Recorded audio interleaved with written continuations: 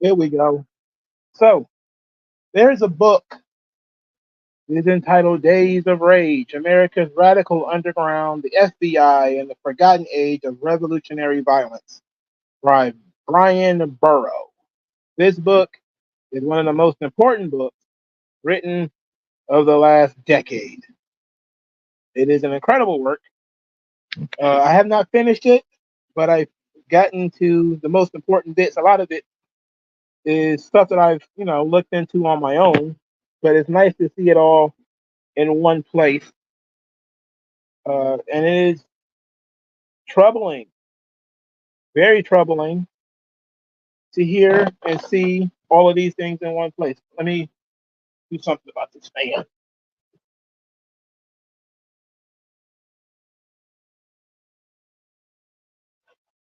So, what is this book about?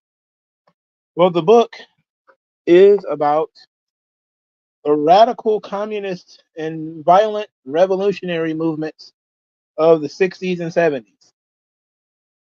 This is important to today because this is where a lot of our modern left wing politics comes from. These are the grandparents of Antifa. And this stuff only gets worse and worse as the years go on. This should just that should just be obvious.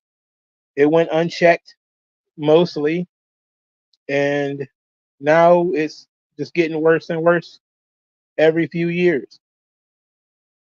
So that's why I want to talk about it, just to have some conversations about this book. WG Phil, AJ3, how you two guys doing? So the book it comes in at a whopping what is this, maybe 400, 500 pages. Yeah, about 500 pages, 536 pages of material, probably a little bit more than that. I've gotten up to page 53 where they start talking about the Weathermen, which is probably the most important organization considering I believe one of the Weathermen is the mentor of Barack Obama, who of course spoke at the DNC recently.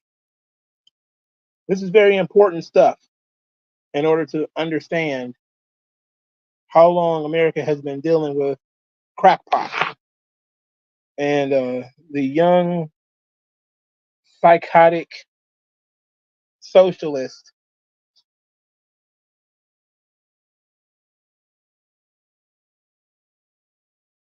that we have in our society. Yeah, Bill Ayers. So it's an interesting piece of business, and this is where they try to, as Bryan Burroughs tried to explain, the history of radicalism, and we define radicalism in so much as it goes beyond basic protest. I mean, it's more than marching, it's more than sit-ins, it's more than you know nonviolence. It goes beyond nonviolence. It goes towards violence. Maybe now, what I don't agree with in the book is that he kind of mixes in the self-defense organizations with it. I don't talk about the Black Panthers, but some organizations that are explicitly about self-defense. If you are attacked, you respond in kind, which I don't necessarily disagree with. But he does do a good job of showing how some people have called themselves individuals for self-defense, like Robert F. Williams, who wrote the book Negroes with Guns. But in reality, he was a revolutionary. But I think he became more radicalized when he left and went to Cuba. But that's also a recurring theme, is how many, especially Black radicals, when things got tough, they ran to Cuba, which goes to show that not just that these guys don't really want the smoke, but how people can be manipulated, propagandized, and used. Because a lot of these organizations, they were being helped by mostly white people, mostly white Jews. I've talked about this before. Now, this is not. There's not much to say to that because whites and Jews have helped pretty much every organization that has had mostly black people in it.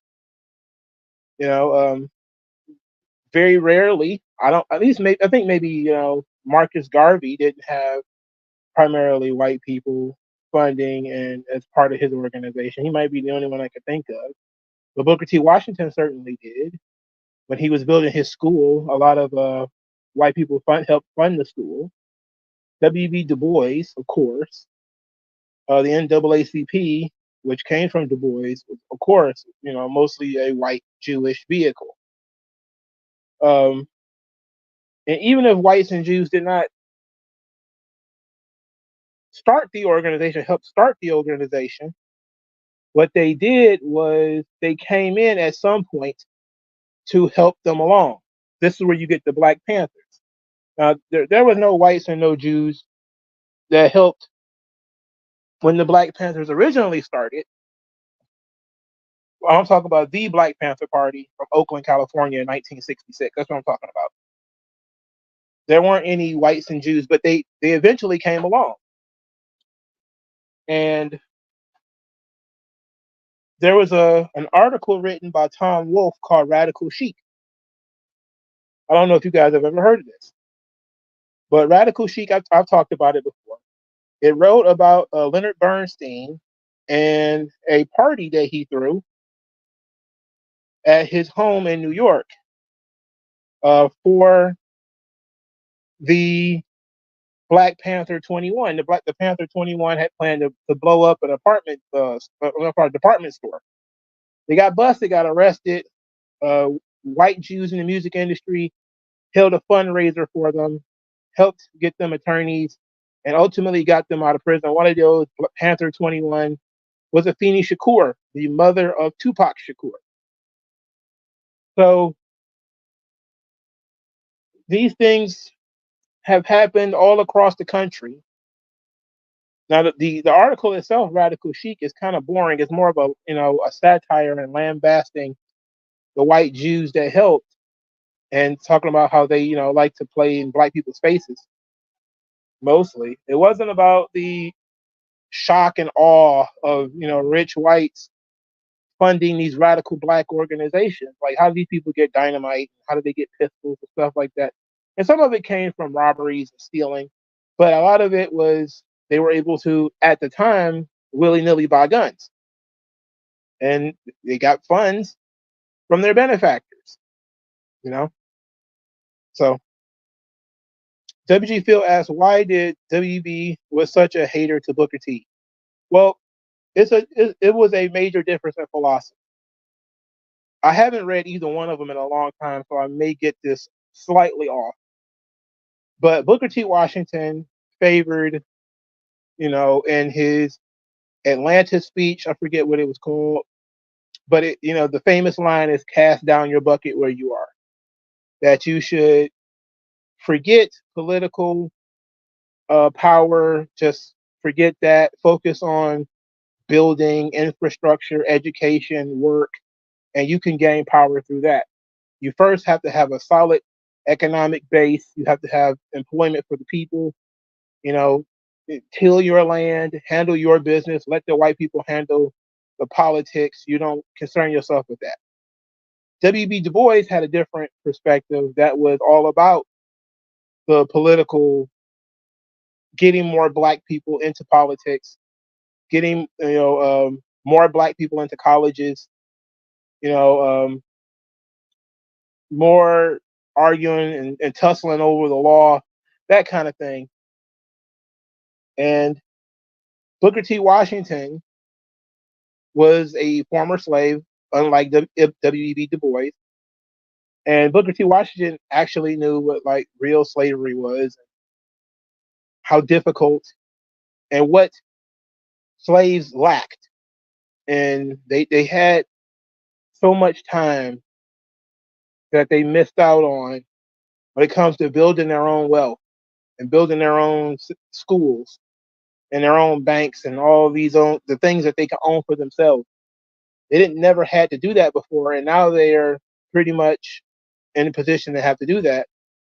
And W.B. Du Bois is like, no, you need political power. You need black people in Congress. You need black mayors, black towns, etc. But you get that stuff through hard work and hard labor. But W.B. Du Bois, he wasn't also a person who attacked Booker T. Washington. He also went after Marcus Garvey. And him and Marcus Garvey, because Marcus Garvey was the one in terms of going back and forth with him. Booker T. Washington wasn't really that guy. He wasn't I'm going to sit here and debate this egghead. But Marcus Garvey was.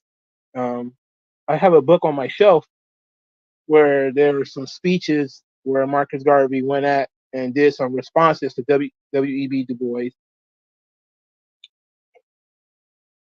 And it's a recurring thing. It's another one of those recurring issues, and when it comes to revolutionary movements and Black America is the old get into it with the young. The young are more radical. They're more straightforward. They're more sometimes violent, and the older generation are more mellow.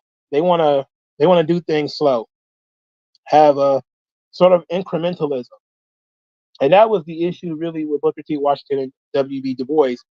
Is Booker T. Washington figured, you would get all of the stuff that W.E.B. Du Bois wants if you cast down your bucket where you are, tend to your work, build up your farms, your communities, your schooling, and eventually you will have black people in political authority, and you'll have financial backing in that community. But W.B. Du Bois was an elitist. He came up with a concept called the talented 10, believing that a certain number of black people was going to lead all the other black people into prosperity. This, of course, was an idea that was borrowed by other militant groups like the Nations of Gods and Earths, where you will have the what was that the 5% Nation of Gods and Earth, where 5% of Black America is going to lead the other 95% who are blind, deaf, and dumb, and other organizations like that who have the real knowledge of self and all this, all that stuff, But when Black people first became free, it was more Booker T. Washington, more Frederick Douglass. It's time for the slaves, the former slaves, to be heard. And a lot of slave narratives, and a lot of people started talking about this later on, a lot of slave narratives ended up being forgeries because a lot of the slaves couldn't read or write. So they were telling their stories to white people who didn't embellish the story. And this becomes a big issue when you coming out of the 1800s, where there's a lot of stories that are written about white women who are kidnapped by Indians, and they return, they tell stories, they write stories or whatever, and people are questioning whether these stories are real, whether these stories are embellished. The the incentive is pretty strong, especially when it comes to the slave narrative. There was a belief that a lot of the white people who were writing the books on behalf of black people were embellishing the stories because they wanted to make slavery sound worse than it really was so that it would be fully abolished. So the idea was to write these horror stories like Harriet Jacobs, which is the book I have on my shelf. Um, and people believe that some of these things are embellished. Now, we don't know to what degree these things are embellished. We do know that people like Denmark Vesey and others have led slave rebellions, so it was bad enough for people to risk their lives to get out of it. But there's also the simple economic idea that slaves cost a lot of money. So the idea that you're going to do what Alex Haley believes, in Roots, and just chop off people's feet or chop off their arms or beat them until they couldn't move, it's just not feasible that they would do that to put it in callous terms, a piece of property that they need to work. It just doesn't make sense. It's not a sensible belief that people were disfiguring slaves. It just doesn't make sense. So we don't know how bad it was, but we do know that slaves were beaten. We do know that sometimes people did escape. We know sometimes people were maliciously treated, but there was also the belief that a lot of that happened from the overseers and not from the slaves themselves, I mean, not from the slave master themselves. The overseer was a different class, is more of a manager. The overseer is a white man who works for the slave master, but he's a hired man. The slave master is not going to watch the slaves till the fields on his own. This is a class issue. This is one of the things where if you learn a lot about slavery, you learn that slavery was not really about race. It was mostly about class. White people have been slaves in this country. Indians have been slaves in this country, and black people have been slaves in this country. Illegal immigrants was also often put in slave positions. So the Chinese, a lot of the Irish, the Italians, the Germans, the Jews, and this is going on until the 1920s. But chattel slavery was unique to Black America, of course. Now, there's also the old 1619 project that people talk about a lot, which is false, and it was actually debunked before it even came out. There is a book, it's on my shelf. I think it's The Making of the Negro in America. I mean, as a matter of fact, let me see if I can find it over here while I'm talking about it. But it discusses that the individuals who came over here with the whites in 1619, they could not be slaves because they were Christians. And it was against British law for Christians to hold each other in slavery. And so there were black people who came over here in 1619. Yes, it says it's The Negro in the Making of America by Benjamin Quarles, who is, if I remember correctly, a black historian.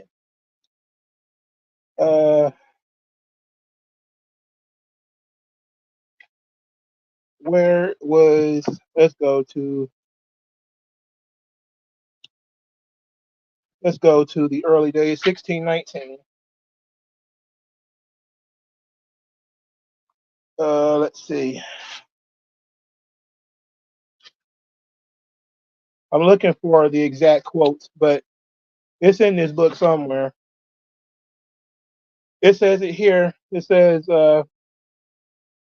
it seems that these 20 Negroes were not slaves. They had been baptized, and by English law, which governed Virginia, a slave who had been converted to Christianity became enfranchised.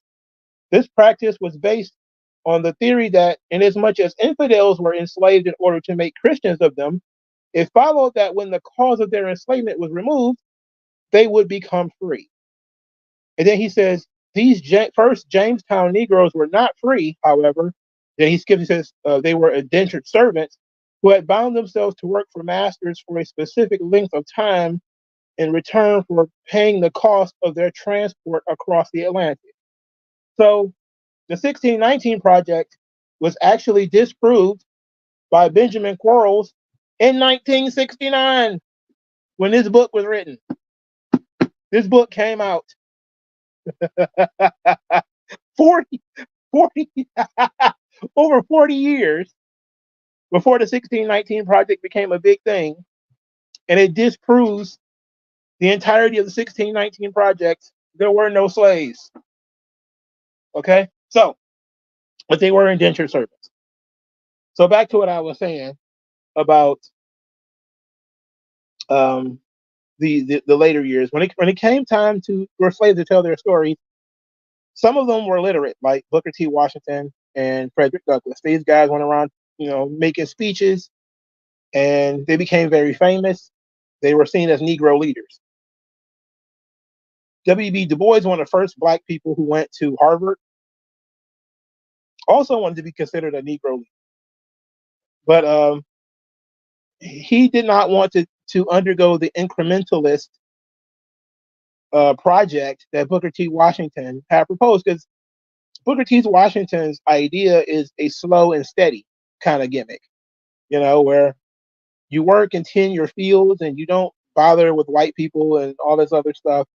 And eventually, who knows how long, you will be able to get yourself into that system. While W.B. Du Bois is like, no, it's got to be now. And so this brings us, yes, W.B. Du Bois was one of the first really elitist Black Americans in the 1800s. For one of the first Black people to graduate from Harvard. So that should also goes to show where his mind was. So once Booker T. Washington was considered too old, too not radical enough, too much of a go along to get along kind of guy, W.B. Du Bois and the NAACP showed up. They started making speeches. They started filing lawsuits to challenge the rules of law in courts, and they became sort of the dominant force in Black America. Was the NAACP, and other organizations started popping up.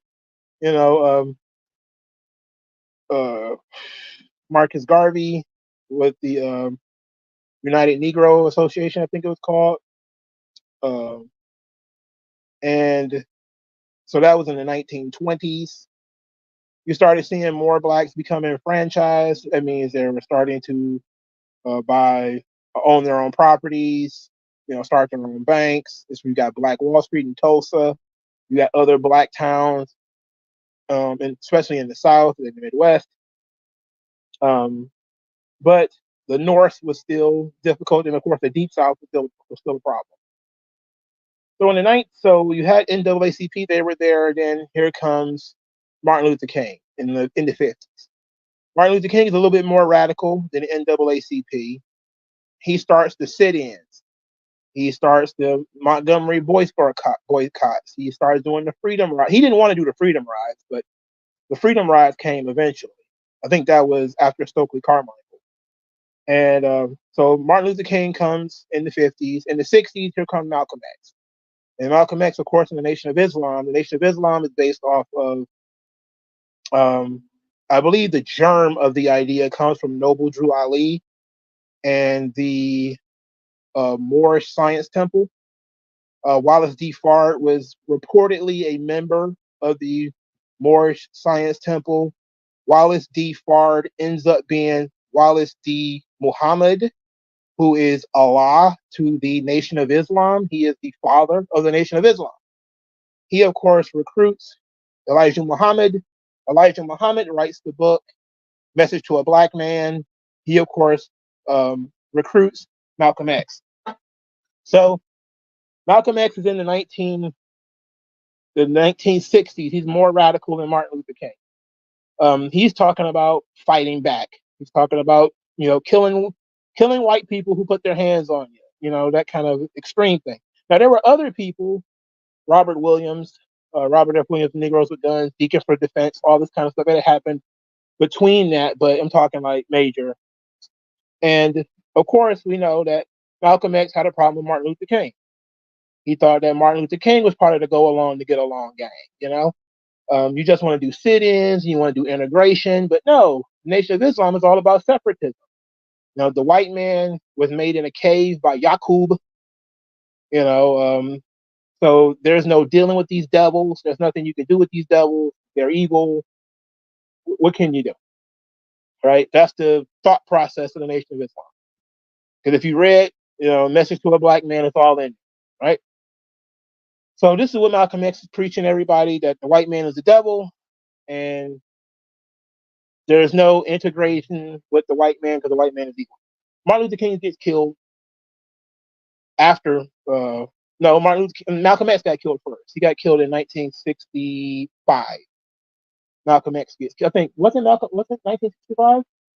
Because Martin Luther King got killed in 1968. Was it 65 for Malcolm?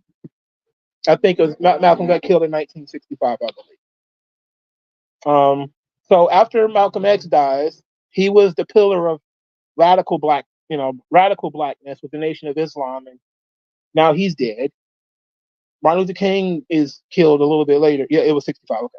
So Malcolm is killed in 65. In 1966, you get the Black Panther Party for self-defense, Huey Newton and Bobby Seale. Now, before that, they were Stokely Carmichael, who was a member of SNCC, and he was the leader of SNCC, and he led, fiery protests. He led riots and stuff like this in the 1960s. Okay, so Stokely Carmichael was another one where the white man is the devil, and he wrote a book called Black Power, and he defined the terms of what Black Power means, and he's the one who created that, and he created the concept of the Black Panther. He created the logo. This will become important as I tell the story later. So Stokely Carmichael, he gets arrested like 50 some odd times. It was an absurd number of times that he got arrested. He also skipped the country when things got tough, just like W.B. Du Bois did, that communist bastard. Marcus Garvey was deported. A lot of these other guys, they fled the country, so whatever. So the Black Panthers start up. And the Black Panthers was basically a criminal organization. People tell you that, they had a free lunch program or whatever. They were pretty much a criminal organization that had some level of intellectualism to it. Huey Newton committed tons of crimes, got into shootout with police. He also used to do drugs. They would openly recruit criminals because they wanted to get into fights with the police. They would intentionally antagonize the police. They did all kinds of theatrics to create issues with the police. They learned from Martin Luther King that you can manipulate the cameras. And manipulating the cameras means manipulating the media. As television becomes more important, Martin Luther King learned that if you march down the street and some white person throws a brick and you don't do anything to them, it's a powerful visual that you're trying to be calm and then you're being attacked. That's what's supposed to change the hearts and minds.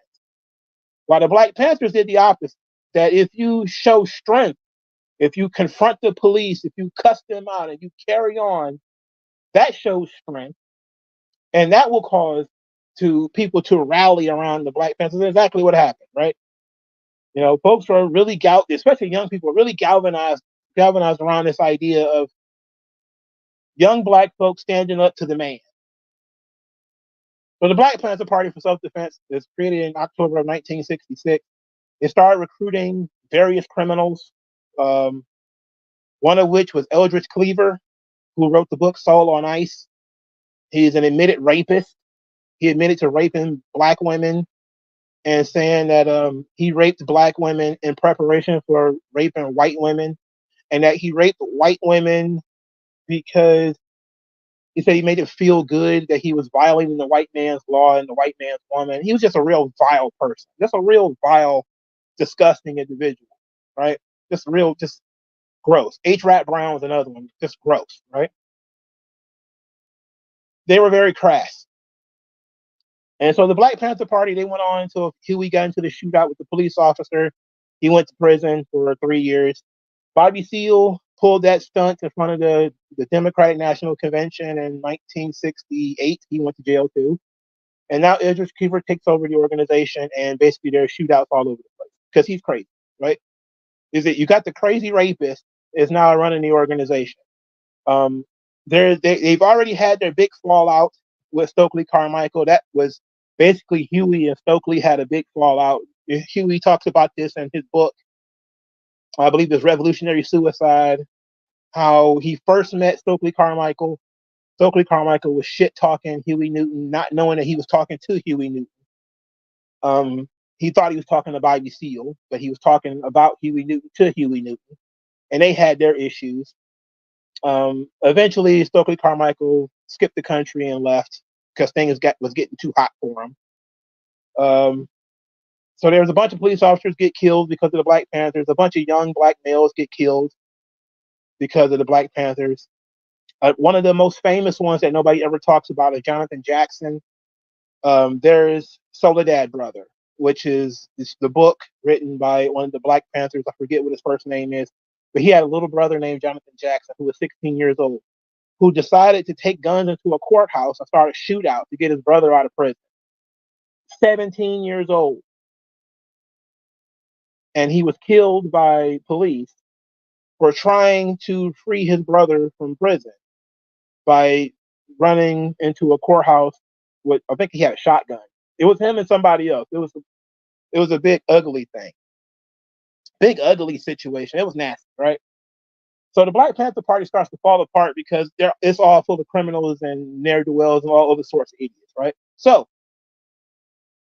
what this book is telling the story of is how these middle-class white people started picking up all of these things from the radical blacks. All right. So that's pretty much what the story of the Weathermen is, where they start.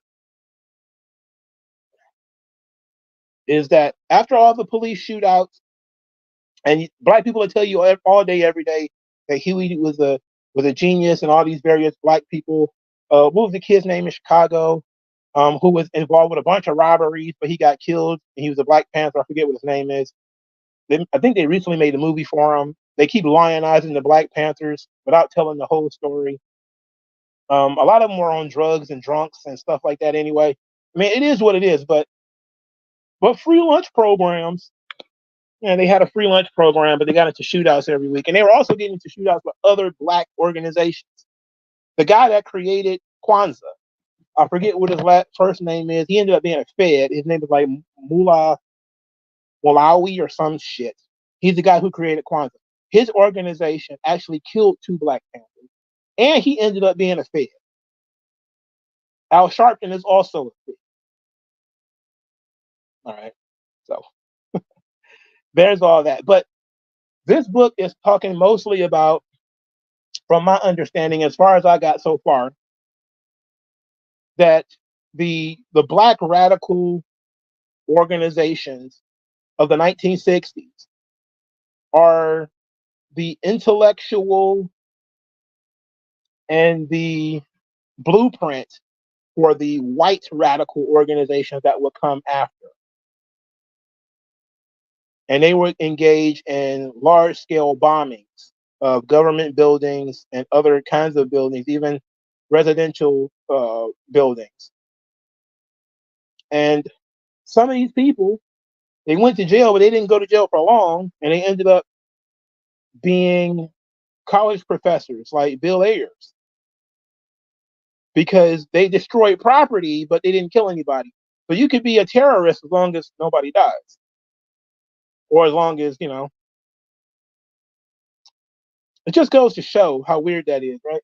But Bryan Burrough is a really awesome writer, because he wrote this book called Public Enemies. It's about the crime wave that created the FBI. It was a phenomenal book. I've only read it once, and I remember most of the stuff that's in it. That's how good he is at writing stuff, right? That an idiot like me can remember stuff. It was fun. It was fantastic. Most people think the FBI was created to spy on black people. Like, no. When you really realize how why the FBI was formed, it makes sense why the FBI was formed. And then, of course, mission creep. It goes from trying to catch bank robbers, kidnappers, and Bonnie and Clyde and all that to let's infiltrate these homegrown terrorist organizations and the Ku Klux Klan and the Black Panthers, and they even infiltrated the NAACP, and they were in there trying to find communists and other forms of radicals, and they found plenty. They found communists all up in the NAACP. There was Fred Hampton. That was his name. The young guy who was, I think he was an armed robber. Nobody ever talks about the armed robberies he was involved with. He was involved with several armed robberies before he was killed. That was the MO of the Black Panthers. They like to steal. That's how they made money. They did either they got it from their white benefactors who held fundraisers and stuff for them, or they sold drugs, or they stole. Wasn't a lot of people giving donations to the Black Panthers. So the story of the Black Panthers is mostly told by the living Panthers, people like Angela Davis, who, of course, I mean, she literally has no job. She just kind of goes around the country telling the same stories over and over again. And Babyface and Asada Shakur and all them people, right? So, look, I'm not saying that everybody is a bad person, but a lot of these dudes, like, there's a reason why these people kept getting involved with shootouts. Mumia Abu Jamal and in Philadelphia, he might actually have been innocent, but he's an idiot, so he ended up in prison because he's stupid. So who did the PR glow up for the Panthers? Well, there's a couple of them because they had rich white friends, like I was talking about before when it comes to what Tom Wolfe wrote in the article Radical Chic and the Bernsteins. They were considered good people. They didn't. They could not. It was sort of embarrassing initially that they were involved with the Black Panthers, but once the Black Panthers started being lionized, they will openly admit that they did it. That they were trying to help fundraise for them. But a lot of it comes from people in colleges and the communist writers and the magazines, etc., writing these glowing uh, reviews like Soul on Ice. Eldridge Cleaver wrote a book, Soul on Ice, where he admitted to being a rapist. It was a New York Times bestseller, and he was considered a great orator and a great writer. Nobody was disgusted that this guy was a rapist. They weren't upset about this. So they were lionized because the left-wing media loves the idea of revolution. They always have. So if you have the idea that you can couch something in revolution, they will cover for you. You can blow up buildings. You can get into shootouts with police officers. You can initiate the violence. And you can still be considered revolutionary. Now, part of this reason, and this is just my theory, is that a lot of these middle class white people, they have really boring lives, right?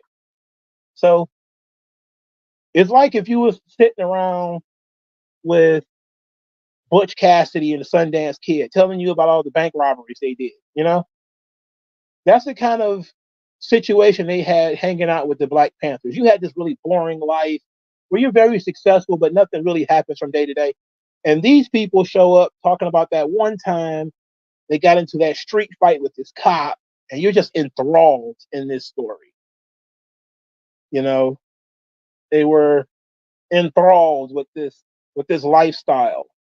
It sounds so exciting and it's so interesting. And furthermore, it sounds like an authentic Black experience. This is why you see certain kinds of people are considered Black, politically Black, because these folks truly believe that the authentic Black experience is being oppressed, getting into it with the cops, being in and out of jail, doing drugs, having children all over the place, and all the debauchery that comes with that. They believe that is the true Black experience.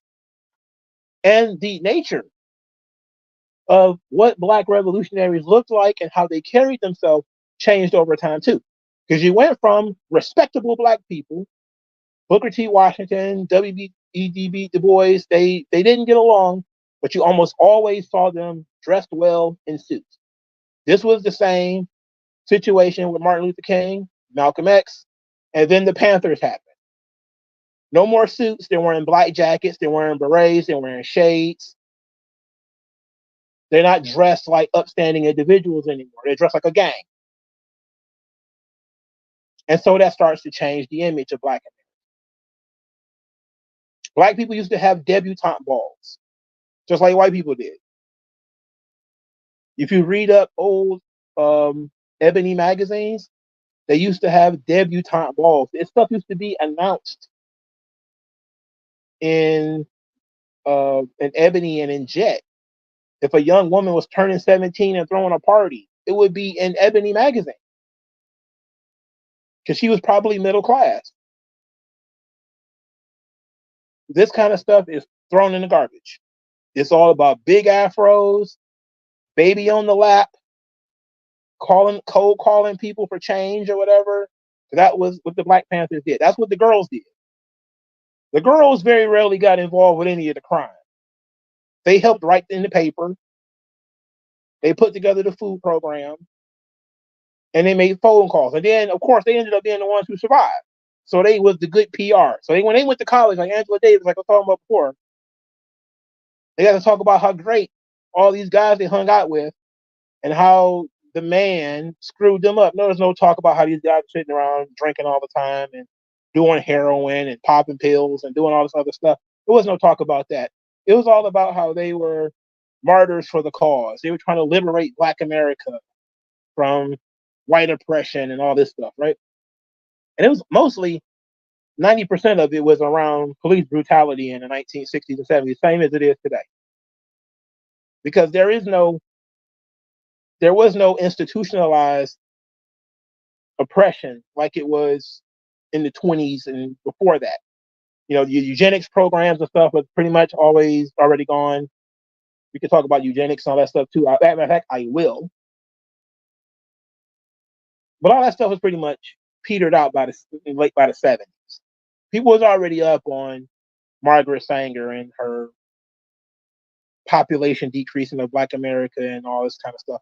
But it wasn't just her. She was just the most obvious one because, you know, her legacy is Planned Parenthood and it's still around. So after the fall of the Black Panthers, there pretty much was not any major pro-Black organization founded since the 1960s until Black Lives Matter. Now, the Rainbow Coalition, which was Jesse Jackson, they continued the Martin Luther King grift, right? The the constant the constant protesting, and he took it to the next level because he became more politically involved than Martin Luther King ever was. You know, he even ran for president. Jesse Jackson did. He told stories about how he had Martin Luther King's blood on his hands and all this kind of shit, right? Just horseshit. He had positioned himself as Martin's successor, and that's why so many people listen to Jesse Jackson. He was like, you know, Martin was my mentor. And I talked about Stax Records before, about Jesse Jackson and his organization basically extorting Stax Records. They did it to several other organizations too. Once they realized they could destroy your company with "you're racist," and I could tell a bunch of people that you're racist, and I can destroy your company. They started using that to get money. How they didn't get arrested for extortion, I'll never know. You know, it's but Rainbow Push was never really major. I mean, you know, Jesse Jackson was major, and I guess you could say Rainbow Push was major. But even Donald Trump helped with Rainbow Push. He gave them money in like 2000 to help what was that? What was they building housing with with uh with Jesse Jackson? There's a video out there of Jesse Jackson and Donald Trump talking about, I think, building affordable housing or something with Rainbow Push. It was it was like late 90s, early 2000s, well before Donald Trump ran for office. Okay, so but Jesse Jackson ended up being an institution in Black America for a long time. Al Sharpton, the Fed, him too. He started up in the 80s though. Former drug dealer, Fed, professional fucking lawyer, extortionist. It's hard to find some of these people who are on the up and up. Almost all of them are fucking criminals. They're pastors with no church. which is the thing that really jumps out at me. And then when you start seeing sort of the intellectuals that run cover for them, I was listening to Cornel West earlier. And I was remembering that I used to really like Cornel West. And then he got called out by Al Sharpton. I don't know how many of y'all remember this. It was several years ago. Cornel West was an intellectual. He used to write books. They were engaging, kind of hard to follow because he's a little bit more on the philosophical side, and he is verbose in terms he tries to over explain things using $10 words when a 10-cent word will do. Michael Larry Dyson learned that from him, right? So he got called to the carpet when him and Al Sharpton got into it. I believe it was on MSNBC or CNN. And Al Sharpton said, well, I'm in these streets. You're just in your ivory tower. You don't do nothing, blah, blah, blah. And then all of a sudden, Cornel West starts trying to get arrested during Occupy Wall Street. Now he's doing media tours with Tavis Smiley, writing a book, The Rich and the Rest of Us. Then they both started criticizing Obama, and all of a sudden, Tavis Smiley sexually harassed some women, so he got booted off of PBS. Funny how that worked out. Tavis Smiley was on PBS forever. Soon as he started talking shit about Obama, though, sexual harassment, here it is, and it's over. Now, Michael Larry Dyson. Michael Larry Dyson, he looked up to Cornel West. They were friends for a long time. Michael Larry Dyson was sort of the hip hop preacher, for a while. The guy who tried to speak to the young people because he listened to Jay-Z, so he would spit Jay-Z lyrics at people. And this is what I started getting interested in Michael Larry Dyson, because I used to see him do this stuff on TV. And I was like, wow, he listens to rap music. This is the first guy in a suit that I've seen in a long time that actually listens to rap music. And he actually was profound on helping Cornel West as well, because Cornel West did a rap album. How impressionable was this guy? He's supposed to be a genius, right? Very impressionable. Anyway, he did a rap album. But Michael Larry Dyson was writing books about Tupac. He wrote a book called Born to Use Mics. It was about Nas. So he was considered hip, and he was considered cool. And he had learned some of his oratory skills from Cornel West. And then they got into it over Obama. Cornel West was ousted essentially from the black intellectual elite for criticizing Obama. Michael Larry Dyson got a job on MSNBC for a short time, but nobody read Michael Larry Dyson's book when he admitted to using his position as pastor in church to seduce women.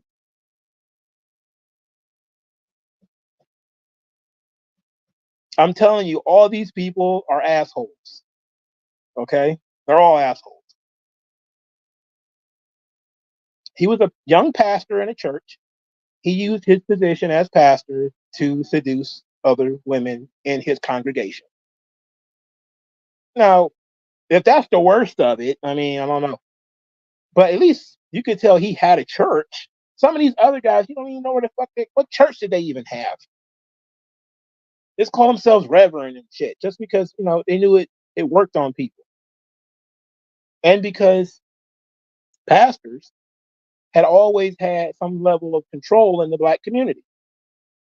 It takes me to another book that I read. I just read this book recently. It's called Race, Religion, and the Pulpit. I got this book in my hand right now. It's about Robert Bradby. This man might not even be black, because in the book, it says that his parents were Canadian, one of whom was a Native American, and the picture they have of him, he looks white. Anyway, he was the 19th pastor of the Detroit Second Baptist Church. Incredible, powerful man in the early 1900s, late 1800s. But he ended up losing a lot of his power and authority due to the story that I'm telling now. So let me go through that as much as I can remember. So Robert Bradby, he was a highly respected pastor, and this in the legendary Second Baptist Church in Detroit. He had so much clout in the city that when when the Great Migration happened, when people was coming from the south to the north, he could actually get you a job.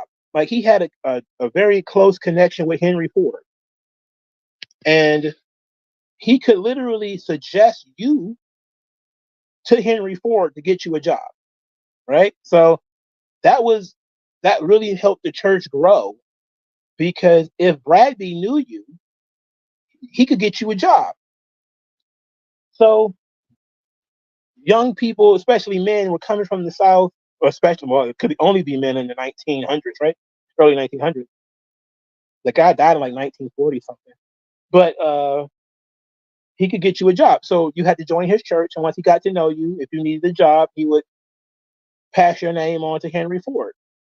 He became so well known that if there was an issue, like a race issue, because Henry Ford's plants were segregated. There were sort of black areas, which were the worst, the hardest areas to work in, or whatever. And then there was sort of the white areas. And sometimes these two didn't really get along. He would call Bradby and some other pastors to walk the floor of the plant and talk to the black guys and say, hey, maybe we need to, you're fucking up the money here. Come on, chill out. And he had incredible amount of authority. And then some things started happening where the radicals started coming in. This is the exact same situation that occurred with the NAACP before. Bradby was a member of the NAACP. I think he was one of the presidents, actually. And they wanted to start having trade unions. They wanted to have unions come into Henry Ford's plant, and Henry Ford wasn't having it. He didn't want nothing to do with no unions. He didn't want nothing to do with no unions. But Bradby was starting to get a lot of pressure. As you start to help people, they start taking your help for granted. There's a level of entitlement that starts kicking in.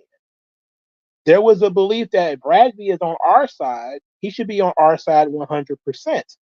So even though Bradby knows that Henry Ford wants nothing to do with unions, Bradby starts letting union organizers speak in the church.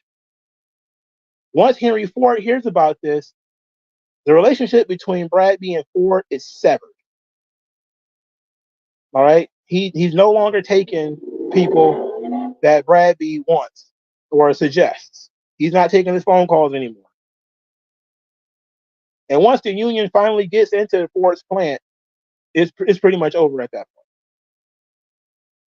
So it tells the story of this guy who had this really great setup where he was trying to help these young wayward blacks come from the South. He was trying to help them matriculate into the city of Detroit, trying to help them find housing, help them find a job. And then they finally got the job and started complaining about the job. Now they want to bring the unions in, and with the unions come the communists, for the record. All right, so the commies start wanting to get in, and so Bradby is stuck between: am I Henry Ford's guy, or am I a guy for the black community? He decided he was for the black community. He let the unions in to the church to preach, and Ford lost everything. They decided no more. So people who were helping black folks got jammed up because the communists came in and created a situation in which, if you're not for unionization, you're against the workers, you're against black people, even though Bradby was the reason they were even getting jobs in the first place. Really crazy stuff, right? Crazy shit. It's a great story. It's a great book. It's all about Detroit, though. If you guys don't really care about that. But I don't know if your city, I don't know how your city may have worked, but it might have been the same thing. But The unions only wanted to bring black people in anyway, because it became to a certain point where they needed not only they needed the dues, but they finally got their head out of their ass. The unions were first created to keep black people out, blacks and immigrants. They wanted to keep them out, so that's why they had unions in the first place. It's the same reason why they created the minimum wage. And then I learned from this book, The Liberal Reformers, that the minimum wage was also created to keep out women. And I didn't even know that that was even a thing.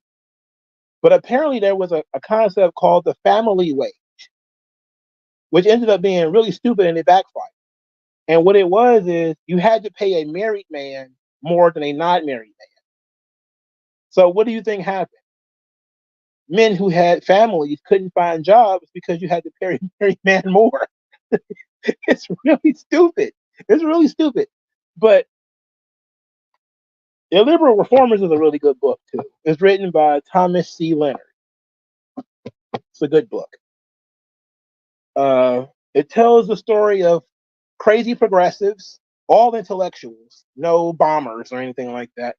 But they're crazy progressives who become obsessed with the health of the state, the health of the country. And what they mean by that is genetics, race science, as they call it, and wanting to propagate the race. And by the race, they mean American whites. That's it. No Germans, not the Irish, not the Italians, not the Jews. They were all sub creatures like the blacks were, right? When they wanted to try to help, quote unquote, people, they meant American born whites. They did not mean Italians or Jews or anything like that. They were considered subhuman. And to mate with them was problematic. So we got eugenics programs from this, right? And eugenics ended up being probably one of the worst things that was ever perpetrated among the American public. But we created eugenics. The Nazis mastered it. But what we took from Germany was the administrative state. As it was explained in his book, we didn't have an administrative state. Like all these bureaucrats that are over all these different organizations that handle different divisions of government. Like we didn't have all that shit in the in the 1800s, and we didn't have all that. Woodrow Wilson started building that shit, and he took it. It was an idea that came from the intellectuals who got that shit from Germany, because Germany had all these bureaucrats. They thought it would be efficient, ended up being inefficient, as usual, right? And you're the ones creating all these organizations that actually engaged in eugenics and racial bias and sexual bias and all this kind of shit. WG Phil says, what's the end goal for the white benefactors when they fund the Fed ops? Well, part of it, I would imagine, is there's some element of white guilt there. I believe that they believe that the Black Panthers or all of these organizations are righteous and that they're trying to do the right thing. And they're convinced that they are helping poor blacks or they're helping poor Puerto Ricans or whatever. So there's that sense of we feel good, but then there's also that communist factor. They might be infiltrators because people. Razorfist did a really good video on the communists in Hollywood, and a lot of the movies and the unions and stuff were funded by communist organizations. And I would imagine that it was the same when it comes to social groups, because these groups were gathering sometimes in buses. Like when you talk about Antifa and buses of people show up and there's whole pallets of bricks, and you're like, where's all this stuff come from? It's too organized. They all got shields. They got riot gear of their own. Where did the money come from for this? It was the same thing back in the 60s. People was wondering, like, where did all the money come from for these guys to have cameras? Like, the Black Panther Party had cameras, video cameras. And they were walking around with video cameras in the car to record police officers. That's how they were antagonizing them. They were following them around with video cameras. Where the fuck did they get cameras from? They were all broke. Who funded the free lunch program? Where did that money come from? And then you see they run to Cuba as soon as they get arrested. They run to Cuba, and then Castro put some of these Negroes on the radio. Robert F. Williams had a radio show in Cuba. Mumia Abu-Jamal also had a radio show from prison. Now, it was also hosted by white liberals. Now, you ask what the end goal is. Well, there's white guilt who feels like the country needs to pay back for all the wrong that they've done to Black America. And then there's the communists who want to have the workers of the world unite and all that kind of shit, right? And world domination, the Skeletor stuff. But it's also the idea that so many of them are true believers. This goes to the first option, where they truly believe that they're in the middle of some kind of war. Because they're so politically, they're in a political bubble. They think people are constantly at war and fighting each other. And there's constantly police brutality. You see this stuff all the time now. You think they overblow what little that does exist. So the end game is quite possibly for some of them the communist overthrow of the United States. Other ones is just kind of like, it would be nice if the Negroes had a little bit more than they got right now. And instead of giving them jobs, which we could do, we're going to give them money so they can go buy dynamite. Because blowing up shit is what they're good at. Not, starting a school or anything. It's amazing how much money went to bailing Negroes out of jail instead of building a hospital. They use all this money, all these resources, all these connections to bail Negroes out of jail instead of building a school. That should go to tell you where their mind was at the time, and still is. I talked about before how Beyonce gave Kamala Harris $4 million. If she'd have invested $4 million in any underprivileged neighborhood in the United States, she could have transformed it in a year. But no, they would rather give that money to Kamala Harris. I don't care. I don't care. But it goes to show who's really trying to help and who isn't. Because when in the 60s and 70s, when there all these riots happened and there was shit being burned to the ground, like here in Detroit, nobody came in to fix a damn thing. No Black Panthers, no NAACP, no Stokely Carmichael, no Jesse Jackson, no Al Sharpton, nobody showed up. This shit still burnt today. Today. Still ruined. And there's places all over the country like that. All these people, they talk about it, and it's still fucked up today. Like there's a meme about how we dropped a bomb on Hiroshima and Nagasaki, and in less than 100 years, they completely rebuilt it. There's nothing you could do about the hundreds of thousands of lives lost. They completely rebuilt those cities. Those bombs were dropped before the major riots in like Detroit. And they did not rebuild Detroit. There was no rebuilding. Nobody cared. Everybody walked away. They burned shit down and walked away. There was no reinvestment. Now, it didn't help that in like the mid to late 70s, Detroit brought in Coleman Young, who was a Marxist. and we started having socialists on city council, like Ken Cockrell, and it didn't go well from there. Okay, so it didn't do us no favors. But these cities are almost always the same. You know, the story of Detroit, the story of a lot of Midwestern cities, similar. The unions, tried to really. They were parasitic. They're a parasitic organism. They started sucking too much blood from the company. The company decided to vamp, and they left. NAFTA, especially, got rid of so many of these jobs, and nobody came back to rebuild anything. Do you think communism will eventually happen in the U.S.? I think that I want to say no. I'm going to say no. I but it's I think there will be communist areas. Like I think California is pretty close.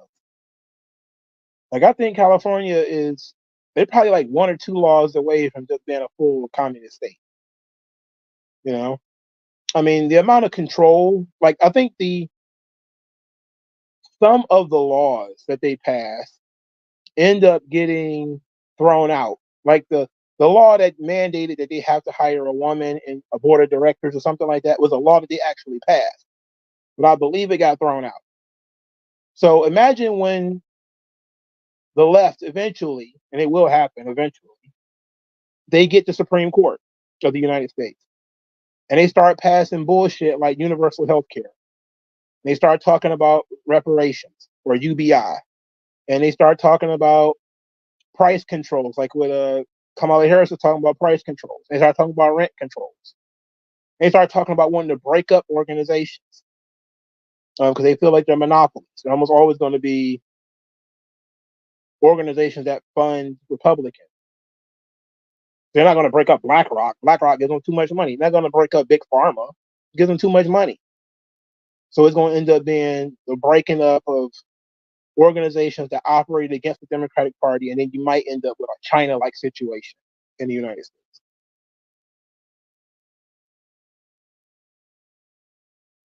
Shame that discussion about classism was usurped by the commies.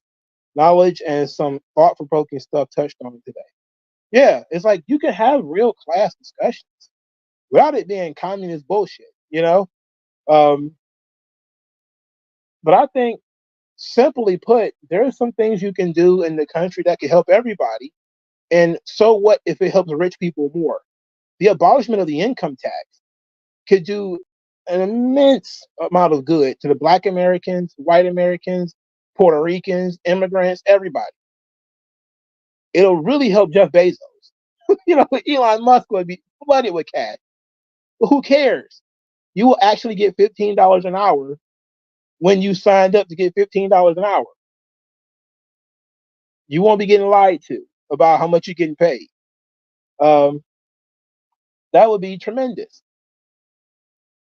And some of the legitimate class issues, it's hard to get into them. That's like, back in the day, there used to be legitimate issues about the labor force. People working very long hours and in dangerous conditions. Those things were legitimate. Some of those things were really legitimate.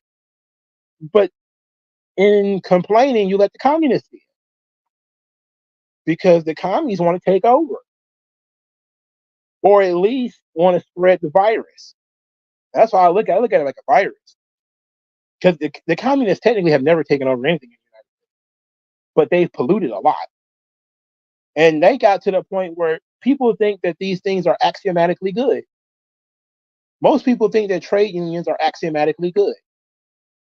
They have this concept that um, what would your job be without a union? I can't imagine my job without a union. You see the UAW 2 days or a day and a half after the DNC, they put out a tweet supporting Palestine. What the fuck does that have to do with auto workers? Have to do with got nothing to do with auto workers. But people think that unions are axiomatically good. They think that the minimum wage is axiomatically good. Wait a minute, you mean no minimum wage? That means people are going to have to work for free? That's not what that means at all. But that's the nature of our conversations, because the communists have destroyed people's ability to think. They're like, well, it's like when Eric July was, acting a fool over who's going to build the damn roads. It's the same idea. It's the same idea. Who's going to build the roads if the government doesn't build them? Like, what? People can build roads, man. It's not that hard. It's not that difficult. You have the infrastructure now in like Zimbabwe or whatever, or the Congo. I saw a video. They can't build a road for shit because they don't have the materials. They just they ain't got they ain't got what's needed to build a road. They can build a flat space. I don't understand why they haven't built one yet, but maybe the government's corrupt and they don't never get to building it. But building roads is not that damn hard. It just costs a lot of money because we pay union guys to do it, and they take forever because they get paid more money for it to not get done in a timely manner. Beep says it'll be a long slog to get rid of the entitlement mentality before we ever get back to talking about taxation. Yeah, see, you have to that entitlement mentality is what's going to destroy the United States. And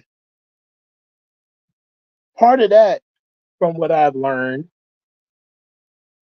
is you've heard the old saying that hard times create strong men.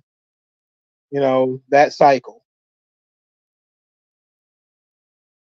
We don't realize today in 2024 the amount of effort it took to build the world that we live in. People are stupid. A lot of it is because of the books they read. They're stupid. They think the country was built by slavery, which is false. Okay, it's false. The free market, the mostly free market, and there's some corporatism in there too, with some people who took money to help build the railroads, but mostly it was the free market that built this country. It was the people that you refer to as the robber barons, Rockefeller, Carnegie, J.P. Morgan, all those guys, right? They created the institutions that helped build this country. Henry Ford, the Dodge brothers, Chrysler, those guys, they built the auto industry. And I'm from Detroit, so that's important. Carnegie, if you're from Pennsylvania, Carnegie Steel, the steel industry. Standard Oil, which I believe was that Rockefeller, Standard Oil. These people built the United States. And then they created a generation that never had anything before. They changed the world. Standards of living shot up. And then entitlement kicked in. I deserve more. You got to share more. You started forming unions. You started demanding minimum wages. We started complaining that they make too much money. They're robbing the little man. They're stealing from you. Some of them actually were working hand in hand with the government, like United Fruit Company, with their shenanigans in South America. They're protected by the government. So there are some organizations that are, problematic. Google is one of those companies now. Disney is one of them now. And it created weak men. So soft times created weak men. The men who built it got forced out. Either they just got old and died, or they got forced out by changing political regime. People like FDR started throwing people in jail for not doing what he wanted them to do. He threw the CEO of It was like a department store. He threw him in jail for no fucking reason. So once you start having the government come in and force change onto your company, and then the Civil Rights Act happened, that destroyed pretty much every fucking thing. Now you can be sued if you give a black man a write up for coming in 5 minutes late, and he can claim that Jimmy Jack didn't get a write up for being 5 minutes late. All of a sudden, you in for a 6-figure payout in a lawsuit. Then you got the government telling you how long people can work. What's the maximum amount of hours they can have? What's the minimum amount of hours they gotta have? Then they start talking about how diverse your roster of workers need to be, how diverse your C-suite needs to be. It's it, but we keep finding ways, and this is a positive, that we destroyed all of our old industries.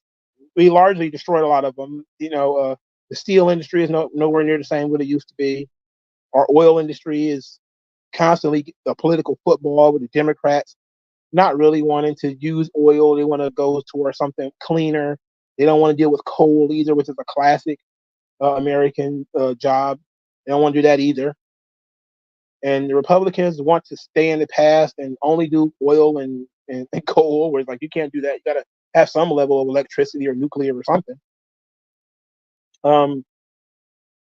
But the industry started to change. But we had that economic boom in the 90s, which gave us all these tech companies.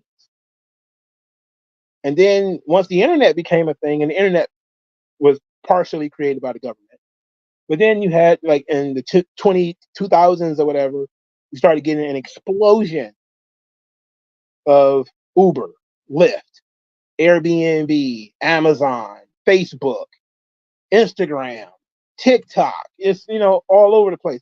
Cell phones and tablets. As long as we can innovate, we will be fine. As long as we can innovate, we will be okay. Once we start getting into the area where they're not going to allow people to innovate anymore, that's going to be death. And there is some about Robert F. Kennedy and a lot of this stuff. I'm talking about the health issue. Want to take on big pharma? Where I'm deeply look. I don't want to subsidize big pharma, but I realize that subsidizing big pharma is how we get miracle drugs that actually can help people.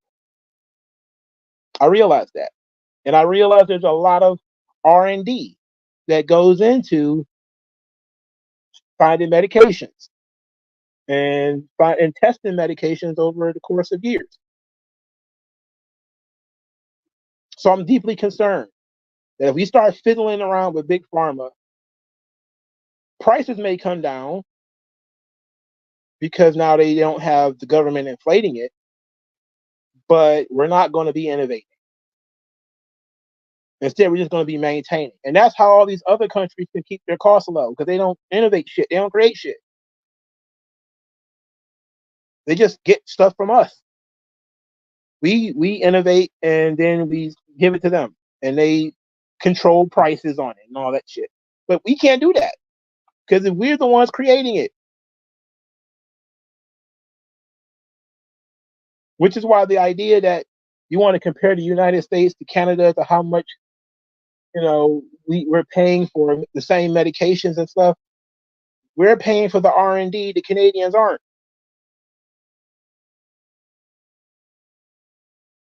At least we'll be paying India to sell back generic meds to us.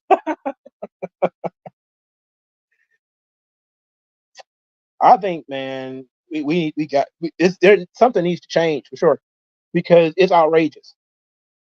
But part of the reason why there's price controls in those other countries is because they have universal health care. We don't. So they have controls all up and through that thing. But it's all based off the fact that we don't. Just like they can invest in universal health care and not have a military. because they're relying on the United States to have a military to protect them. This is what Trump was talking about when he said, he told NATO they're going to kick in some more money. This is what he was getting to. You guys don't pay a military budget. You use that money on your free healthcare. We don't have free healthcare, and we're paying to protect your country. Why?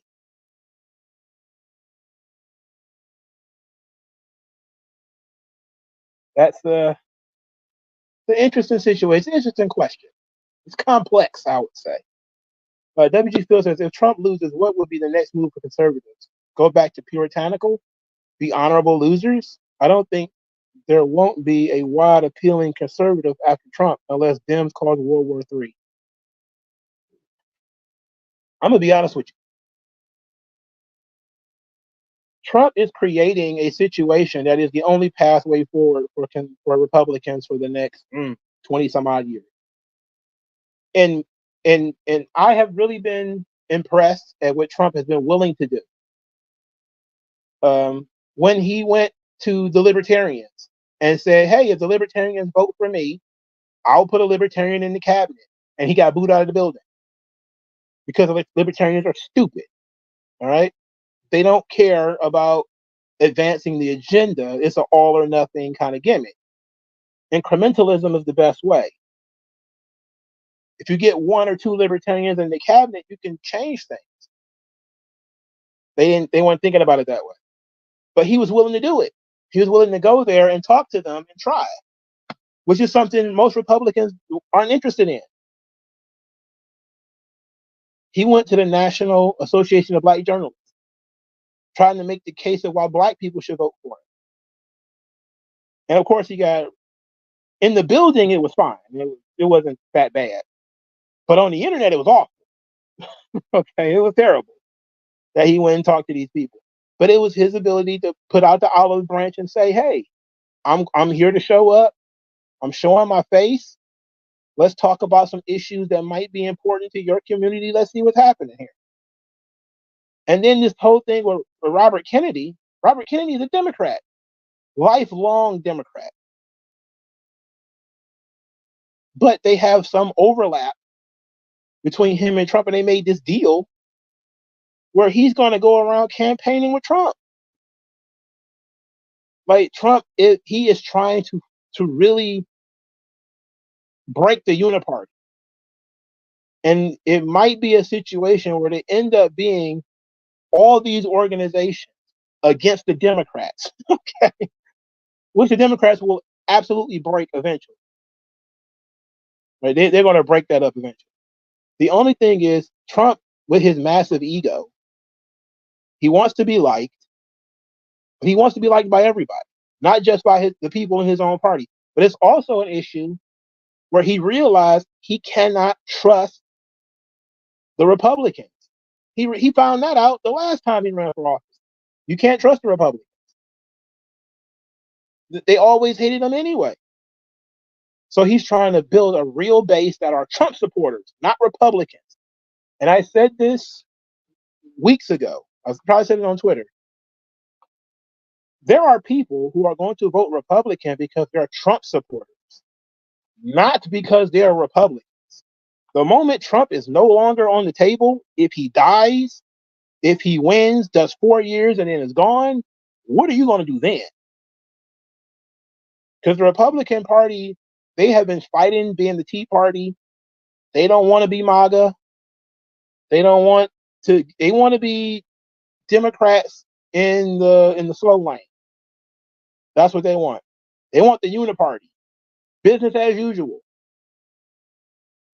That's why there was no ruckus when 300,000 votes for Biden was found behind a storage bin or some shit like that at 2 a.m. And Time magazine was talking about fortified elections. That's why there was no big deal. Because the old school Republicans don't want Trump anywhere near that party. And if he was to win, they were going to try to subvert everything he did, just like the last time. But this time he was smarter. He decided to go to people who absolutely outwardly disagree with him, but they are interested in other things, not being in his way, but saying, I got this issue I want to take care of. All right, you go handle that. And people are like, wait a minute, but I disagree with you on everything. So what? It's better that you disagree with me and I know it than you pretend and then you subvert me along the way, which is what, the Republicans did last.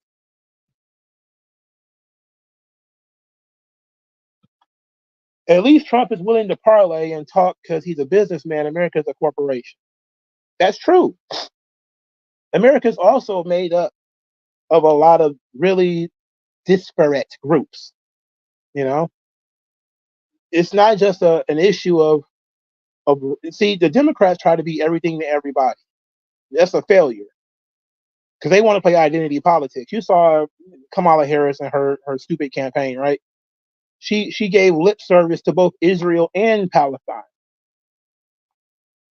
and everybody was looking like, no, we're not playing that game.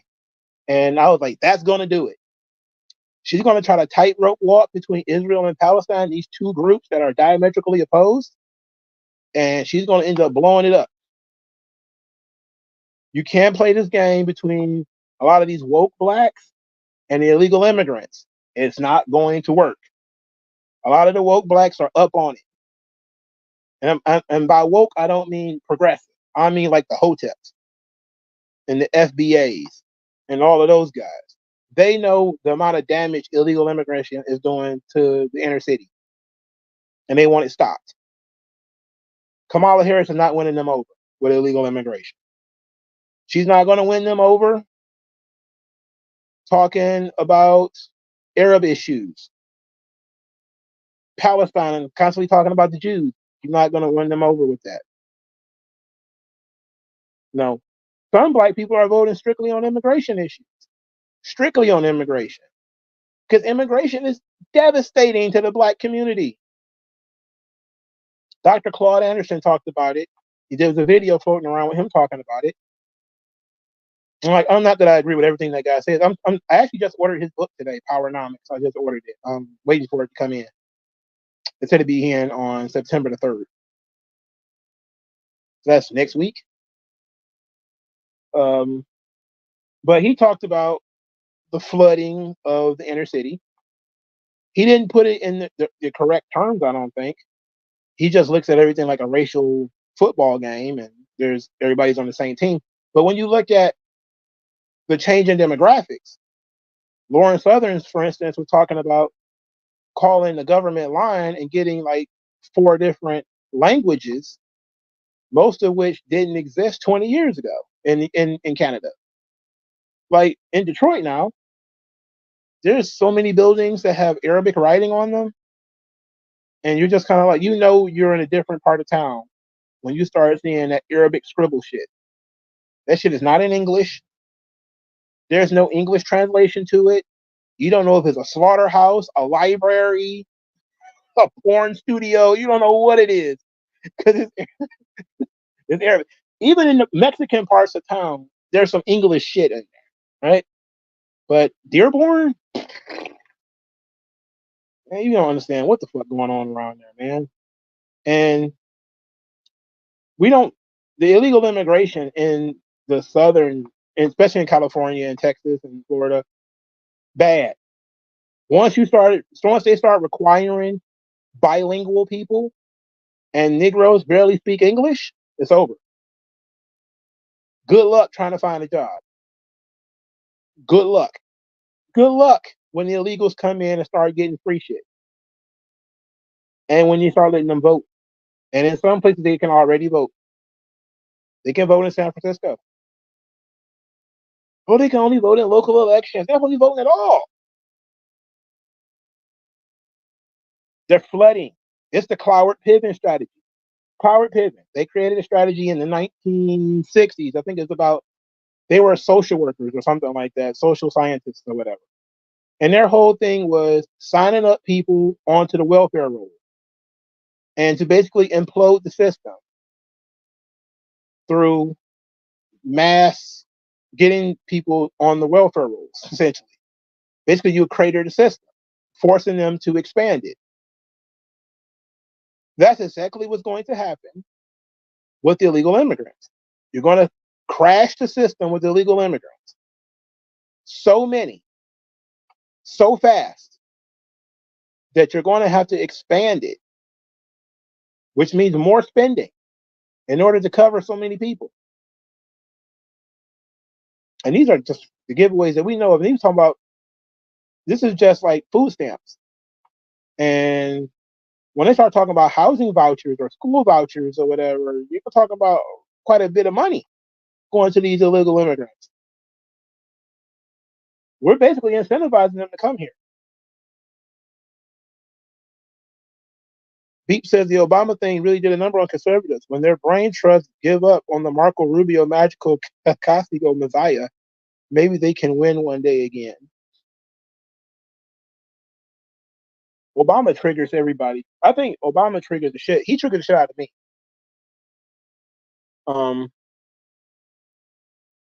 People talk about TDS. It's absolutely true that people have Obama derangement. But a lot of it is because Obama is duplicitous. He comes across like this cool guy who, is above everything and it's not that big a deal. Why are you so upset? But he's talking slick. And if you actually are paying attention, he's a Trojan horse for a lot of shit. He's not like Michelle. Like, when you listen to Michelle's speech, she's saying outwardly about socialist shit, But Barack is he's far more slick than that. He knows what people don't want to hear. And so he don't say those things. But he hints at, what he wants to do. And I say that shit is catnip to white liberals. They don't even think about it. They just turn their brain off and their eyes turn into stars like an anime or some shit. And they get they get heart eyes when Obama comes out there. And typically you'll see conservatives, they just start getting red faced. As soon as Obama starts talking, they just start flipping out. But Obama's got this thing. He's got the Democratic Party locked up until he dies. So they're not going to put anybody on the ticket that is not Obama approved. The same cannot be said for conservatives because Trump is old.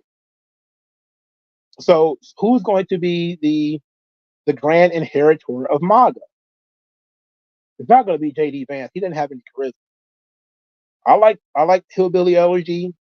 I think he's going to wipe the floor with Tom Waltz in the debate, but I'm not going to trust J.D. Vance to run for president. He says stupid things, and he's not charismatic. His jokes don't land, and they've already beat the hell out of DeSantis, who probably would have been the next best option. They made fun of him too badly. Vivek is brown. Forget it. there's still that element there. There's a fine separation between Republicans and conservatives. What is your opinion on the big difference between the two and Lives and Dems? Well, conservatives typically are either fiscal or social conservatives. You could be I think Vince McMahon is a Republican, but he's not a conservative. He's a perfect example of somebody who is a Republican, but he ain't no way no conservative. Vince McMahon has never been. You never hear Vince McMahon talking about social shit like abortion so he's not like a social conservative. You never hear him talk about things that taxes. He hates taxes. Clearly, everybody does. He's a businessman. Of course, he hates taxes. Regulations. He doesn't want anything to do with regulations. That's typical conservative shit. Or typical Republicans things. Smaller government in so much as not so much in the way of regulations and taxation. It would be nice if we could do our business and not have to worry about excessive regulations and excessive taxes. That would be great. Now, whether Vince McMahon cares about you getting an abortion or not, I have no idea. There's a lot of Republicans who all they care about is their business stuff. All they care about is the ability to innovate, the ability to merge with other and buy other companies, the ability to start companies and do, and freedom of speech and that kind of stuff. Conservatives typically are looking for, well, Goldwater says it's to conserve freedom, but there's a heavy religious connotation to conservatism in Republican terms, where they want modesty and social controls on things like sex and crass behavior, law and order, which conservative Republicans want that too. They want, because crime is bad business. So to me, that's two different things. If you're purely economical, you're typically not going to be a conservative. You pretty much don't care about gay people getting married, but you're not for universal health care because you realize how expensive it would be, how inefficient it would be, and it will destroy the insurance industry. And if you work in insurance, that's crazy. That's crazy talk. You're going to destroy the insurance. That's crazy talk. But just like Democrats, and some people are Democrats, they're big government Democrats, but there's also small government Democrats. They're against big pharma. They're against the big corporations, but they still want like universal health care. Well, the socialists want universal health care because that's absolutely government takeover of an industry. But you may have bigger government, like they want to have Medicare for all, whatever that means. Sounds like socialist shit to me, but they claim it's not. How much socialism do you want before you realize you're a communist? Didn't a black military business lose her food stand because an illegal immigrant was able to take her business? I think was that on the TikTok? Because people have said that was a TikTok video and it was fake. I don't know whether it was fake or not, but I've heard that. And here's the thing I want people to realize, because I've seen those horror stories about immigrants coming over and buying people's businesses or starting up shops. You have to realize some of these people come here with money, especially the Arabs. The Arabs, the Nigerians, the Jamaicans, some of those people, they come over here with money. Like some Hispanics, they come here with money. You can't assume that all the people who come here are poor, barely literate Venezuelans. That's not true. Some people come here with money that they had put aside. And some people are sent here with money. Like in the old days, if people didn't study the history in the past, you don't even need to go back that far. It's like the early 1920s. People will come from their place of origin. Bruno Sammartino is a great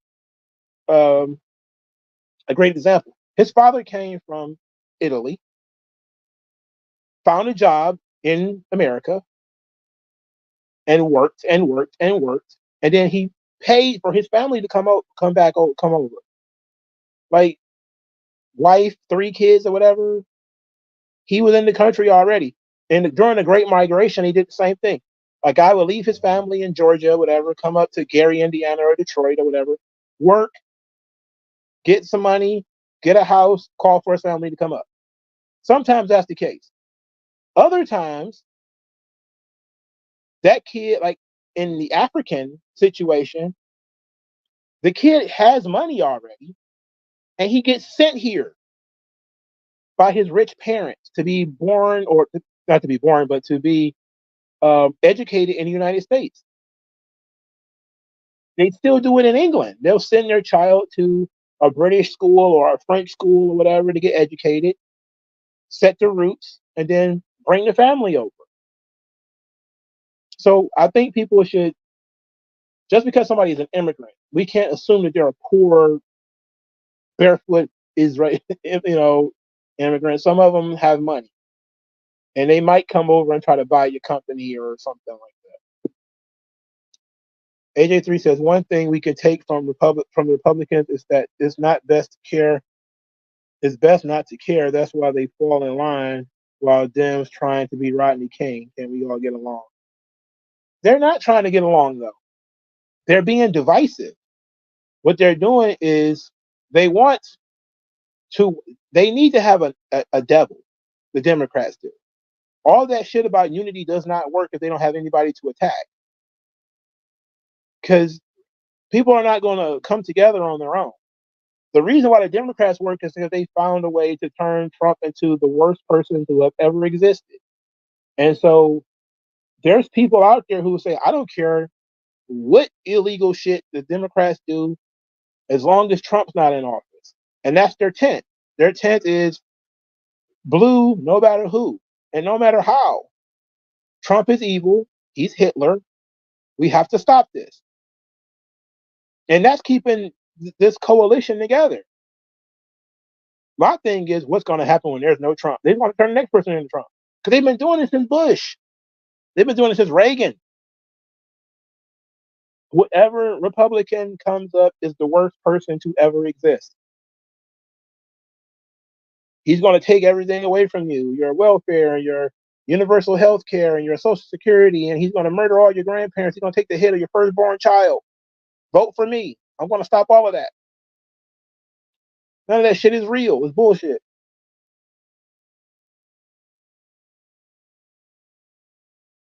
But they keep winning because it works.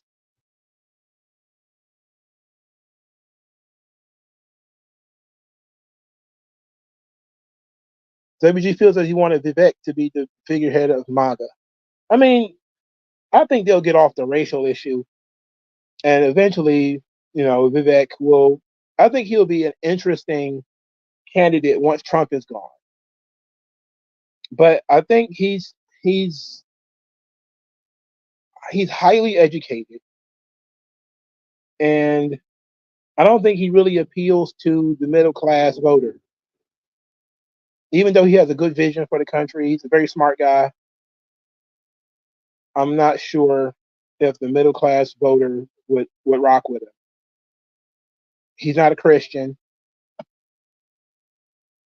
It's not helpful. It's just not helpful. But there might be somebody out there that picks up the MAGA movement. I said DeSantis was a good one if he could have just waited. He went out there and got ripped apart by Trump, and it's going to be hard for people to take him seriously after that.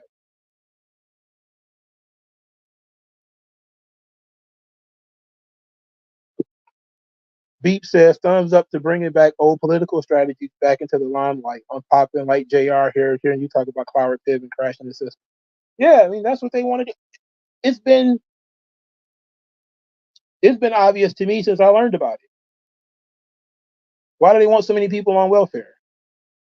Why do they keep expanding Social Security to take into people who are, fully grown and have all of their faculties? Why do they keep doing that? It's clear. It's all about crashing systems, making these systems untenable so you can force change. It's obvious. It's obvious to anybody paying attention. You just have to know about it. Once I read about that shit, I was like, that's interesting. Wonder why you would do that.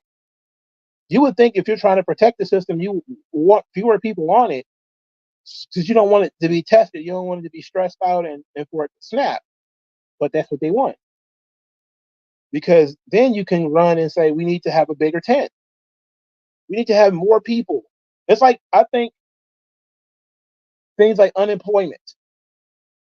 Like you would think smart people would notice that. I keep railing on unions, but you would think smart people would notice that unions create unemployment. That minimum wages create unemployment. Why do they want unemployment? Why do they want people unemployed? See, this book, Dear Liberal Reformers, tells me that they truly believe that there was people in the 1920s, truly believed that there were a certain class of people who were polluting the workplace. These were immigrants, blacks, women, and other morons, people with lower IQs. And if you could do various things to keep them out of the workplace, that was good for the workplace. So they put all these barriers in the way to employment to keep those people out. And if you keep them out, they can't rise up, meaning they can't increase their lot in life. So you have a permanent underclass. And it creates, in a sense, a self-fulfilling prophecy when you say that these people are low born and they can't handle it, they can't take care of themselves. Well, you created that prophecy by putting all these barriers in their way. And then you find out about unemployment insurance, right? You get unemployment if you don't work. It's a beta test for like UBI. Now they're talking about UBI. Unemployment was the beta test for that. Give you money to not work. Incentivizing you to stay home. And they say, oh, it's inevitable because AI is going to take everybody's jobs away. You're assuming that AI can do a better job than everybody already. It just got started. It can't even draw fingers yet. And you're already assuming it's going to take everybody's job? Huh. Okay. The whole thing is built off of they're going to take it over. It's incrementalism. They're going to take it over. But first, they have to make it unbearable. If they make enough people unemployed and get those people on the government dole, and then tell everybody the Republicans are going to take it away, vote for us. And the Republicans are like, yeah, I kind of do want to take it away. Um, they're like, wait a minute, you admit it? You admit you want to cut Social Security? I'm gonna, because so many of them are kind of telling the truth. Like it's untenable for you to have all these people on Social Security. It's impossible. The stuff is going to break. It's impossible for you to have all these people on unemployment or on welfare. It's impossible. You can't do this forever. And then the Democrats will show up and say, well, if we divert money from war, we can fund these things forever. They'll never talk about diverting money from some of their other pet projects, like some of these Green New Deal things, or taking money from like the Department of Interior or some stupid shit like that. Something that nobody knows, like the Parks Project. Like, why do we need about national parks? Why shouldn't all parks be local? Just have a local deal with that. Why do we have national parks? Who cares about that shit? Outside of like Niagara Falls and maybe one or two others, why do we have national parks in the first place? Anyway, they never talk about taking money from there. They have favorite programs that they want to fund, but they need to get full control of their money first. And if they can create a crisis, they know people will submit and allow you to do what they want to do. The pandemic was perfect for that. A crisis was created, and it was a huge giveaway to Big Pharma. And then you're supposed to forget that it was a huge giveaway to Big Pharma because crisis averted. You survived the big crisis. Are you happy now? Same thing with the banks. Huge giveaway to the banks. Then you're supposed to forget about it. Men in Black crashed the system. Government takeover. It didn't happen. Government took over General Motors. Didn't happen. Government took over several banks during the bailout. Didn't happen.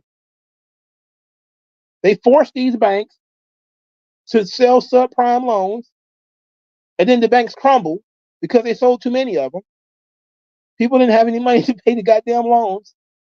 It was the government's fault because they passed a law saying that they had to do that. And then didn't happen. But the government started getting more power after they do that. Because now people don't trust capitalism anymore. They don't trust the free market. They don't trust these banks. So now people believe that the government stepped in and saved them. The government saved my job. I worked at GM. If Obama hadn't bought GM, I would have been out of a job. Thanks, Obama. Thank you, big government. I'll vote for you. It's bullshit. That big tent coalition will devolve into usual power struggle without the orange boogeyman. It's going to turn into it's going to be like a real warlord situation. I can't wait. There's going to be factions of crazy people like AOC and Rashida Tlaib, and they're going to be psychotic and completely outside of reality. And then there's going to be like the Hillary Clinton, Kamala Harris, neocon Democrat, the pro-war, go along to get along Democrat. And then there's going to be like those green idiots like, Jill Stein and all them.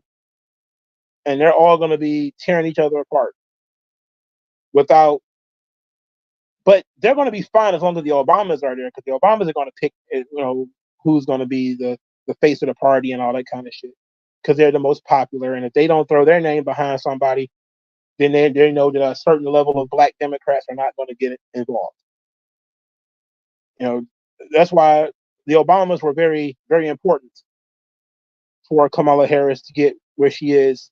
Getting that cosign from the Obamas was very important, because they know you activated the bourgeoisie Negroes with the Obamas and Beyonce, but they didn't have Beyonce. That was interesting. Gatekeepers gatekeeping the system. Only the smartest smart man could get to decide how to dole out the dole to the plebs. Yeah. They want, and this has always been the goal, they want to control who succeeds and who doesn't. They want to control who succeeds and who doesn't. Because if you can control who succeeds and who doesn't, you can always maintain control over the country. Right now, Elon Musk is one of the most hated men in the country because he bought Twitter, one of their biggest propaganda pieces. I don't think they hated or cared about Elon Musk that much until he bought Twitter. Then all of a sudden, he became fucking Lex Luthor, the most hated man in the country. Why is that? Why do you care that he bought Twitter? Well, because that was one of their main veins of propaganda. They didn't trip when Jeff Bezos bought like the Washington Post because he wasn't going to change anything.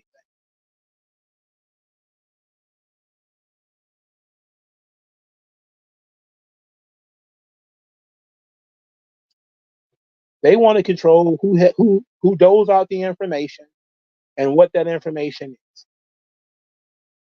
You can't be successful in this country without the government's cosign. And then if you need the government's cosign to work, then you're not going to speak against them. You're not going to rise up and talk shit about them. It's basically China. And people think that when we talk about communism, that we're talking about Soviet Russia. No, I think it's probably going to end up like China. A social credit system, government oversight and surveillance all over the place. There's going to be relative freedom until they decided you're not allowed to have that stuff anymore. It's going to be at the government leisure whether you have certain freedoms or not. Low birth rate. China did that to themselves though, with the low birth rate, because our birth rate is already in the shitter. Which is why Trump started talking about we need to have a certain level of immigration, and all the groypers and all those weirdos started acting up. They don't get it. We're below replacement when it comes to natural born Americans. We have to have immigration. And the Democrats don't make this point. They just start talking about no human being is illegal. Tell the truth. We've aborted most of our babies.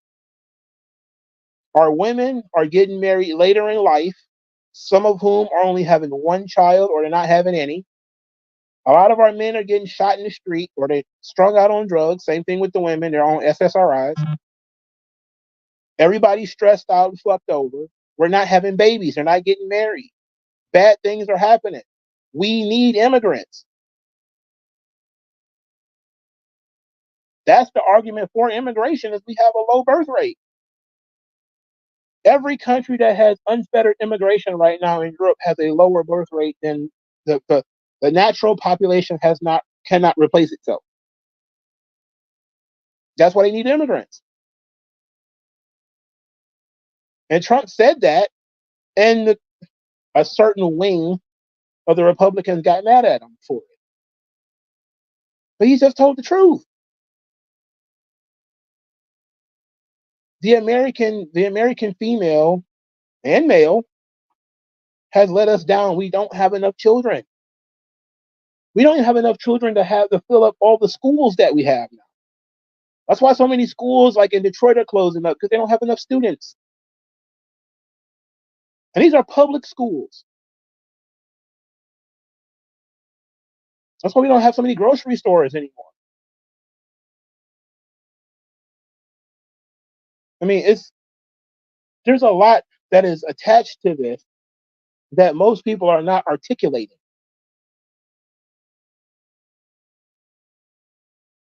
And plus, you think America, you think immigration anyway. I mean, we're a nation of immigrants.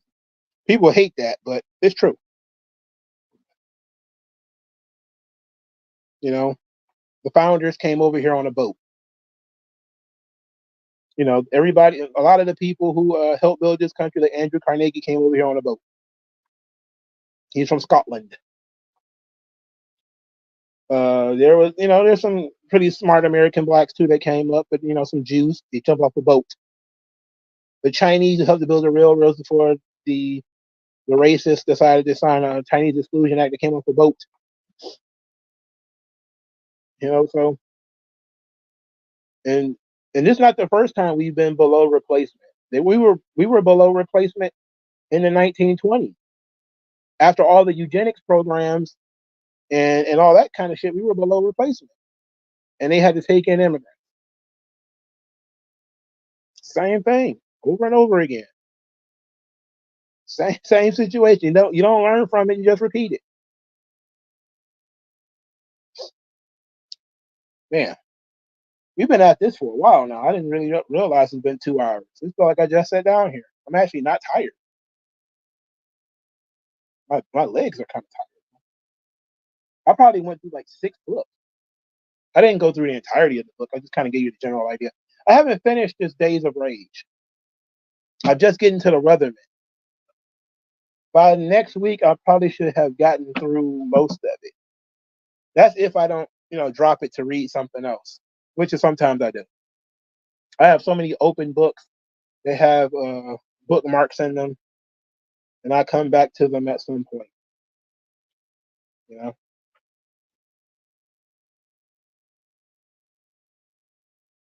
But thanks to everybody for stopping by. I appreciate that. Hopefully we could continue working through this book together. And I got to remember, I'm still watching Batman the Animated Series. I'm going to actually go back to watching that as soon as I get off this line with you guys. And I'm still not all the way through the series, damn it. I'm further along than I was, though. So thank you guys for your time. Hopefully you guys had a good weekend. Hopefully you guys have a good week. Stay blessed and hydrated. And I'll talk to you guys later.